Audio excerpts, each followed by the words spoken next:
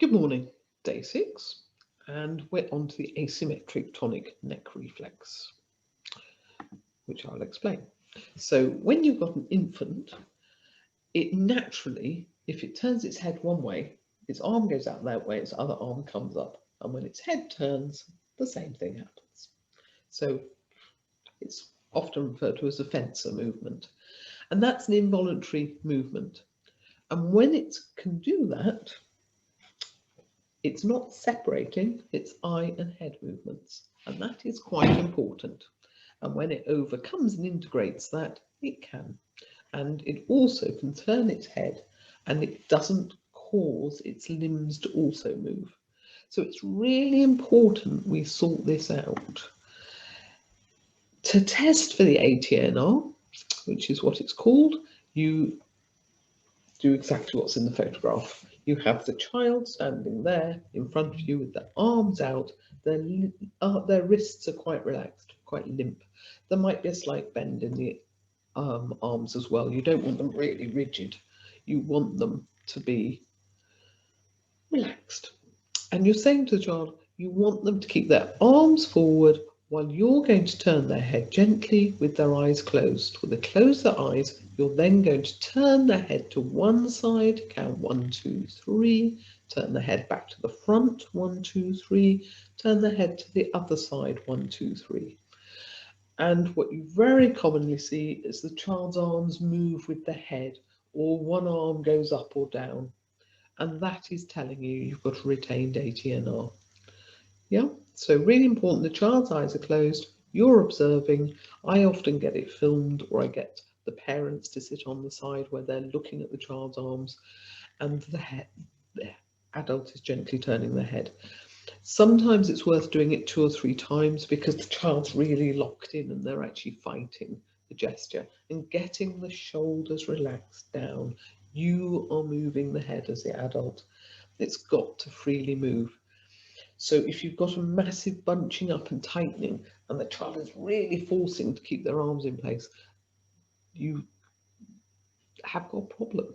They're not separating their head and arm movements, and you're not getting a good assessment. I, on that basis, would always assume the child's got a retained reflex, and it's better to do it, safer to do that. If they've got this retained ATNR, they have the problem they can't go over their midline easily. They have the problem they can't coordinate their hand to eye because their eye movements are disturbed. Because they've got disturbed eye movements, they can't copy from a board easily. They can't track visually. You can often do a figure of 8 in front of the child's face, and you're crossing at the nose, and they're following with their eyes the pen, pencil, whatever. And what you can see very visibly is the eyes get to round about the nose, and they go, whoop, whoop, massive jump, whoop, whoop, massive jump back. And those massive jumps really disrupt reading. Because the eye movements are disrupted, of course, balance and judgment of distance are disrupted. Because of that, you're just not going to get the left and right working together. You can't get distance, so you can't work out how much to press with a pen. You're always a really heavy worker with a pen. And because the eye movements are disrupted, that's going to make it really hard for the child to tell the sequence of letters. So their eyes are jumping around. You're none the wiser, and you just think they're rubbish at spelling. But in fact, for them, the letters are doing a lot of jumping. We need to get the ATNR sorted out. So, unlike most people, we've got some very nice equipment here at Fit to Learn. We can actually see eye movements. So on the screen, you can see the first slide. Very, very clear. This is what a good set of eye movements look like. The left and right eye work together in step pattern, reading text, and the eyes should move together. What the person is reading is the numbers, and the numbers have no meaning. So that I know it's not sound processing that is disrupting the eye movements on the second slide.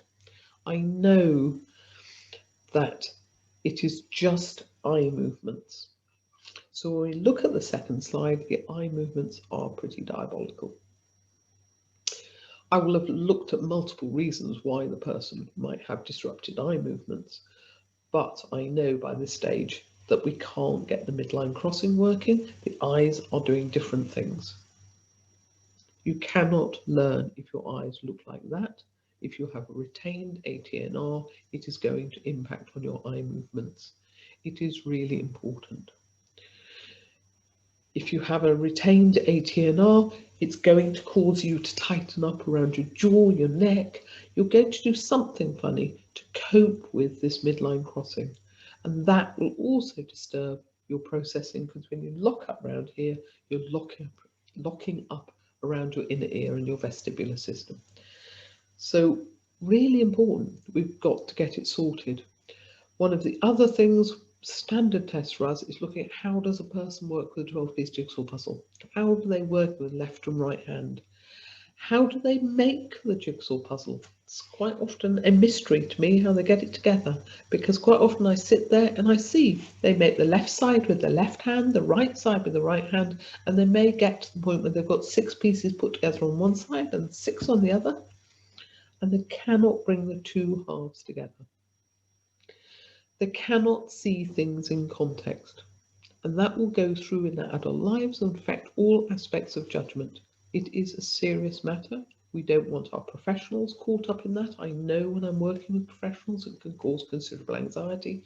We don't want our school children doing endless, ridiculous coping strategies to get through the next test when actually they need to learn to see as a whole.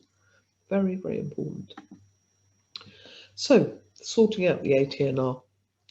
There are several exercises, and we have tried them all. And my favourite is this one. It's called the robot exercise, which, as usual, I have stolen from someone else. And the robot exercise you can get on YouTube, there's the link, and it simply requires the child to lie face down. And by lying face down, you're getting tremendous resistance. And the more resistance you get between the body and the floor, whatever you're working with, the greater the message to the brain. It's also quite difficult to get this wrong. So it's top of my tree. So first of all, the person lies there with their head off to one side, their arms and legs by their sides. Then they bring up one limb. In this case, it's the leg.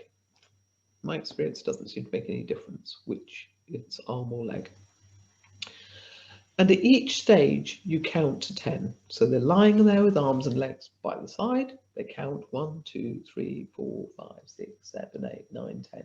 They bring up their leg, they count to 10. They bring up their arm, they count to 10.